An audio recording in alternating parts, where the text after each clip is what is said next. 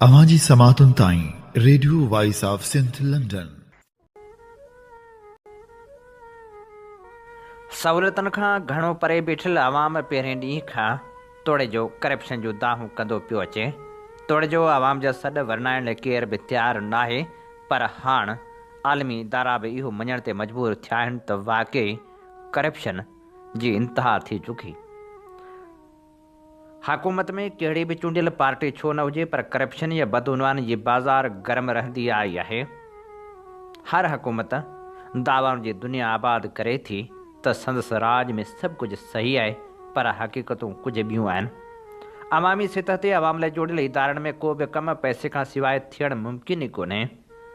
हिन जदीद दौर में बि जॾहिं इदारनि जो कमु ऑनलाइन थी वियो आहे ऐं हर सतह ते शफ़ाफ़ियत खे तरजीह ॾिनी पई वञे, उते पाकिस्तान में लॻभॻि सभई इदारा माण्हुनि जे हथ वस आहिनि। उहे चाहिनि त रिश्वत वठनि या पैसे खां सवाइ कमु कनि, संदन मर्ज़ी आहे। पाकिस्तान में वधंदड़ करप्शन न रुॻो इदारनि खे नुक़सानु ॾिनो आहे, पर उन क़ौमी नाणे खे बि वॾो धकु रसायो आहे, जंहिं करे सूरतहाल ॾींहों ॾींहुं ख़राब थी रही आहे। अहिड़ी रीति इदारनि जे हवाले सां मुल्की सतह ते जेके रिपोर्टूं पेश कयूं वेंदियूं आहिनि, से बि के बहितर न आहिनि। उन्हनि में पिणु करप्शन जे उहिञाणे सबूतनि खे पसी सघिजे थो। हाणे जॾहिं आलमी मालियाती इदारे IMF पिणु पंहिंजी रिपोर्ट में चयो आहे त पाकिस्तान में बदउनवानी वधी वई आहे, त उहा रिपोर्ट हितां जे हुक्मरानी इदारनि जूं अखियूं खोलण लाइ काफ़ी आहे।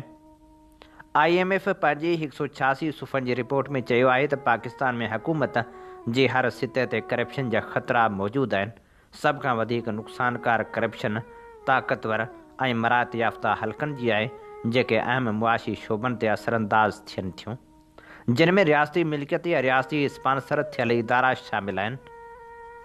IMF पंहिंजी 186 सुफ़नि ते ॿधल सख़्त रिपोर्ट में ॼाणायो आहे त पाकिस्तान में हुकूमत जे हर दर्जे ते बदउनवानी जा ख़तरा मौजूदु आहिनि। IMF इहो पिणु चयो आहे त सभिनी खां वधीक नुक़सानु ॾींदड़ करप्शन उहा आहे जेका ताक़तवर ऐं मरातूं माणींदड़ हल्का अहम मुआशी शोबनि ते असरअंदाज़ थी कनि था, जिन में रियासती मिल्कियतनि या रियासती सरपरस्ती याफ़्ता इदारा बि शामिल आहिनि। रिपोर्ट में चयो वियो आहे त पाकिस्तान में बदउनवानी जे हक़ीक़ी मिक़दार जी जांच करण जो को बि भरोसे जोॻो तरीक़ो मौजूदु न आहे, पर क़ौमी एहतसाब ब्यूरो यानी नेब तरफ़ां सिर्फ़ 2 सालनि में 5,300 अरब रुपयनि जी रिकवरियूं इन मामले जा अहम इशारा आहिनि। रिपोर्ट में ॼाणायो वियो आहे त उहे रिकवरियूं बदउनवानी जे गॾियल मुआशी असरनि जो सिर्फ़ु हिकु पासो आहिनि। नाणे वारी वज़ारत इहा रिपोर्ट 3 महीननि जी देरि खां पोइ IMF जी शर्त ते जारी कई आहे त जीअं एग्ज़ीक्यूटिव बोर्ड जे ईंदड़ इजलास में 1.2 अरब डॉलरनि जे 2 क़िस्तनि जी मंज़ूरी ॾेई सघिजे। IMF अॻकथी कई आहे त बहितरीन हुक्मरानी जा सुधारा लागू थियण सां पाकिस्तान जी मईशत ईंदड़ 5 सालनि में 5 खां 6.5% ताईं इज़ाफ़ी GDP हासिल करे सघे थी। रिपोर्ट में पाकिस्तान जे बानी मोहम्मद अली जनाह जी 1947 जे ख़िताब जो हवालो ॾींदे चयो वियो त अॼु 17 सालनि खां पोइ बि बदउनवानी मुल्क जे मुआशी समाजी तरक़ी जी सभिनी खां वॾी रुकावट बणियल आहे, जेका सरकारी रक़म जी ज़ाया, मार्केट जे बिगाड़, गैर मुनसिफ़ाणी विर्छ, अवामी भरवसे में घटिताई ऐं सीड़पकारी में रंडक जो सबबु बणियल आहे। रिपोर्ट में दावा कई वई आहे त शहरी आम तौर ते सरकारी ख़िदमतुनि खे हासिल करण जे लाइ रिश्वत ॾियण ते मजबूर थींदा आहिनि, जॾहिं त पॉलिसी साज़ी ते सियासी मुआशी अशराफ़िया जो गहरो असरु आहे, जेका सरकारी ताक़त खे ज़ाती मुफ़ाद लाइ इस्तेमालु कंदी आहे। अदलिया जूं कमज़ोरियूं ऐं एहतसाबी इदारनि जी गैर मुसरियत बि बदउनवानी खे हथी ॾियनि थियूं। IMF 2019 में PTI जी हुकूमत वारे दौर दौरान खंड जे बरामद जी इजाज़त खे इन ॻाल्हि जो मिसाल करार ॾिनो त कहिड़ी तरह बाअसर कारोबारी इदारा ऐं सरकारी उहिदेदार पॉलिसियुनि खे पंहिंजे फ़ाइदे लाइ इस्तेमालु कंदा आहिनि। जांच रिपोर्टुनि मूजिबि शुगर मिल मालिकनि ज़ख़ीरा अंदोज़ी क़ीमतनि में मसनूई इज़ाफ़ो ऐं जाली अकाउंटनि जे ज़रिए मनी लॉन्ड्रिंग जहिड़नि क़दमनि सां अरबें रुपया कमाया, जॾहिं त आवाम क़ीमतनि जे बहिरान जो शिकार थियो ऐं शाहिदनि जे बावजूदि बहितर एहतसाब न थी सघियो। रिपोर्ट में ॼाणायो वियो त आवाम अदलिया खे मुल्क जे सभिनी खां वधीक बदउनवानी इदारनि में शुमारु करे थो ऐं अदालती निज़ाम में अदम शफ़ाफ़ियत, कमज़ोर कारकर्दगी ऐं नाअहली इंसाफ़ जी फ़राहमी खे मुतासिर करे थी।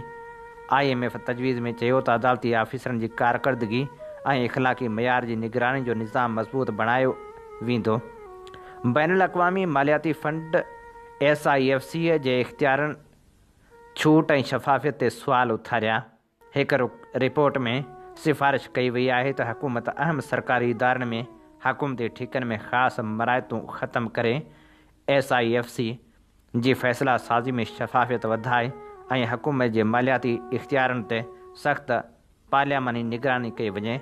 उन खां अलावा इन इस्तादे बदउनवानी इदारनि में सुधारण करण जी ज़रूरत ते ज़ोर ॾिनो वियो आहे। रिपोर्ट में जजनि जी मुक़ररी जे तरीक़ेकार में ताज़ो तब्दीलियुनि जो हवालो ॾींदे चयो वियो त जेकॾहिं शफ़ाफ़ उसूल न इख़्तियार कया विया त अदलिया जी आज़ादी ते ख़दशा वधी सघनि था। जजनि जी मुक़ररी लाइ वाज़े शफ़ाफ़ मेरिट ते ॿधल मयार वाज़े कयो वञे। IMF चयो त टैक्स निज़ाम जे ॾुखियाईनि, सरकारी ख़र्चनि, मालियाती इंतिज़ाम में कमज़ोरियूं, पब्लिक प्रोक्योरमेंट ऐं रियासती इदारनि जी निगरानी जी खोट मुल्क में बदउनवानी जा वॾा सबब आहिनि। रिपोर्ट मूजिबि बदउनवानी न सिर्फ़ु अवामी ख़िदमतनि खे मुतासिर करे रही आहे पर मुआशी तरक़ी, सरमायाकारी ऐं क़ौमी वसीलनि खे बि बहितर इस्तेमाल में बि रुकावट बणिजी रही आहे। रिपोर्ट में इहो बि चयो वियो आहे त पाकिस्तान में मुस्तक़िल करप्शन जा सबब इदारा नज़र कमज़ोर निज़ाम ऐं बेज़ाब्तगियूं आहिनि। रिपोर्ट में ज़ोर ॾिनो वियो आहे त पॉलिसी साज़ उन जे अमल दरामद ऐं निगरानी मुकमिल तौर ते खुलियल, दस्तावेज़ी ऐं अवामी रसाई लाइक़ु थियणु घुरिजे।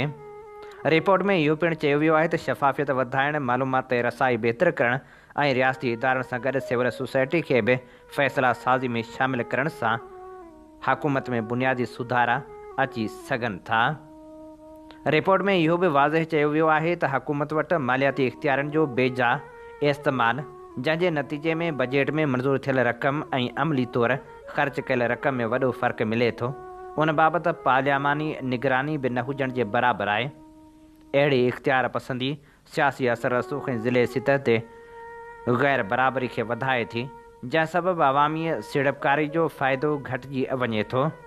पाकिस्तान जे टैक्स ऐं कस्टम निज़ाम खे इंतिहाई ॾुखियो, गैर शफ़ाफ़ ऐं घटि समझदारी सां हलंदड़ करार ॾिनो वियो आहे, जंहिंजे करे टैक्स जी वसूली जा अंग न रुॻो घटि आहिनि पर हर साल घटिजंदा पिया वञनि।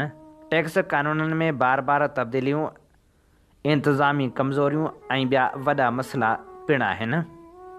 अदालती ढांचो गैर मामूली तौरु ॾुखियो आहे, जिते न मुआइदनि जे मौसर निफ़ाज़ जी ज़मानत आहे, नई मिल्कियत जे हक़नि जे तहफ़ुज़ जी, पुराणा कानून अमल दरामद में देर ऐं अदालती अमलदारनि जी कारकर्दगी ऐं ईमानदारी बाबति ख़दशा सूरतहाल खे वधीक ख़राब करे रहिया आहिनि।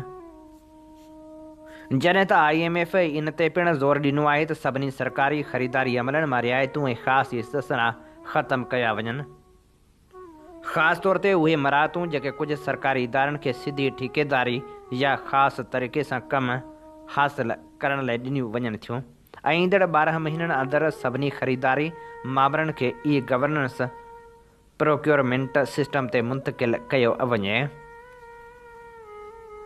रिपोर्ट में इहो बि वाज़ह कयो वियो आहे त पाकिस्तान जी मईशत खे करप्शन, गैर शफ़ाफ़ पॉलिसियुनि, सियासी असर रसूख़ ऐं इंतिज़ामी कमज़ोरियूं सख़्तु नुक़सान पहुचाए रहियूं आहिनि।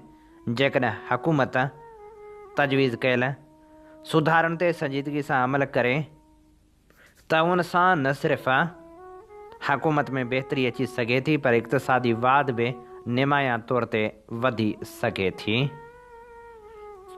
हीअ असीं अवां जी ख़िदमत में पेश करे रहिया हुआसीं IMF जी रिपोर्ट जो चूंड हिसो। हीअं ॿुधी रहिया आहियो radio voice of Sindh London. जीअं त अव्हीं ॼाणो था त असीं radio voice of Sindh London तां अवां जी ख़िदमत में उहे प्रोग्राम पेश कंदा आहियूं जिन में सचाई जा सॾ हूंदा आहिनि, जिन में तारीख़ जा अमल वर्क हूंदा आहिनि।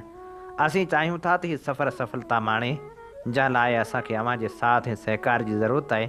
अचो इन सफ़र में असां सां हमक़दम बणिजो। असांजा प्रोग्राम वधि में वधि दोस्तनि ताईं पहुचायो त जीअं हीअ सफ़र सफलता माणे सघे। हिन सफ़र में असांखे अवां जे साथ ऐं सहकार जी ज़रूरत आहे। अवां जी समातुनि ताईं radio voice of Sindh London